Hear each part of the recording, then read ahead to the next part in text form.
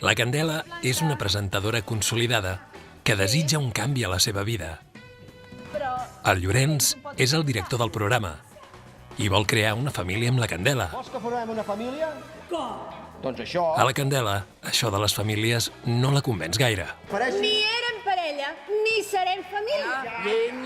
Llenyi, llonyo, El Pedro aspira a locutar a Catalunya Ràdio, El Llorenç, però no se n'acaba de sortir amb la dicció catalana. Només això.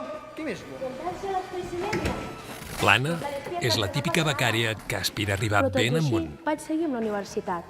Aquesta nit, la Blanca passarà una trucada que desencadenarà tots els conflictes. Javier, Sí, sóc aquí. no, digues, com és aquest tap que busques? Una comèdia delirant, amb insinuacions, mentides, secrets i taps.